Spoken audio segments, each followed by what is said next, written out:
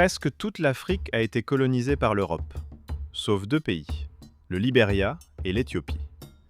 Mais l'Éthiopie est encore plus exceptionnelle. Voici pourquoi. À la fin du 19e siècle, les puissances européennes se partagent presque toute l'Afrique. L'Italie veut aussi coloniser l'Éthiopie pour agrandir son empire en Afrique de l'Est. Mais l'empereur Ménélique II refuse de perdre l'indépendance de son pays. En 1896, les armées italiennes affrontent les troupes éthiopiennes lors de la célèbre bataille d'Adwa. L'Italie envoie environ 17 000 soldats. Mais l'empereur Ménélique II mobilise près de 100 000 combattants bien armés. Résultat, l'armée éthiopienne remporte une victoire historique. L'Italie est obligée de signer un traité de paix et de reconnaître l'indépendance de l'Éthiopie. Pourquoi l'Éthiopie a résisté? Plusieurs facteurs expliquent cette résistance. 1.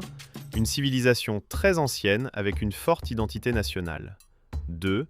Une armée nombreuse et équipée d'armes modernes. 3. Un territoire montagneux difficile à envahir. 4.